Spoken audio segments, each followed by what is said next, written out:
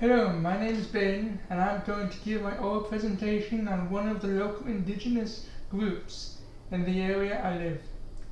My own main cultural and geographical background comes from both the Mackay clan in Inverness, known as the Scottish Picts, as well as from Norway. Before we go on to the history of the indigenous group in my area, I want to acknowledge that they were the Txilek First Nations and the Xatsuts First Nations, and Williams Lake is happy to service its operations in what is considered to be the Saskatchewan traditional territory. The Txilek First Nations are from the Shuavik Nations. They are located in central British Columbia. In 2021, they had 857 band members. They have been a nation for over thousands of years. They currently live on a reserve in sugarcane. The history that the local indigenous people share can be preserved through artifact gathering and oral tradition. Historical artifacts can be found in local museums and worn during ceremonies. These artifacts supply the indigenous people with much information on the culture and ancestry. From each color to each cut, the styles of clothing to the decorating of these clothes, tools, and other objects depict their culture and ancestral history. Preserving these things helps the youth and future generations know their history. It is said that the indigenous history goes back thousands of years and still remains being documented as the generations go on. History, stories, and wisdom continues to be passed from generation to generation.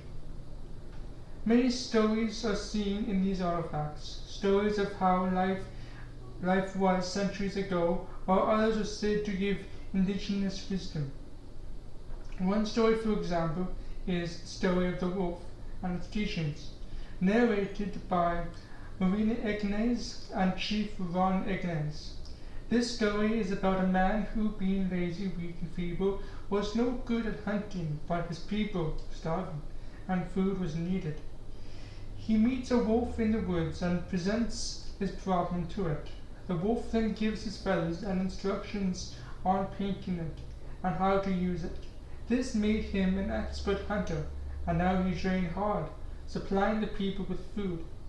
At the end of the story, it simply goes that this change is noticed, and people begin to wonder. So while he trains, a man goes through his belongings, finding the feathers. As he trains, he feels something going on through his stuff, and so calls the wolves, and they encompass the camp, and once howling, all the carcasses come to life and flee from the people. From that moment on, after the man leaves to live with the wolves, the people have a hard time hunting. Along with every story, indigenous peoples incorporate lessons and wisdom. In the story mentioned above, the lessons and wisdom that they say is in it are as follows. First, they say to never discount someone just because they appear a certain way. Give them a chance to straighten themselves before discounting them. Lastly, do not plagiarize or copy someone else's work or ideas. These are the two lessons taught in the story about the wolf. I have shared with you stories, history, and wisdom from the Txilek and Xatsuts First Nations who live in the area where I currently live. I hope you liked this oral presentation of this indigenous group and have found it informative. I have provided links to all my sources in the description of my YouTube video. All information was public domain and some from their own band website. Thank you for listening to this oral presentation.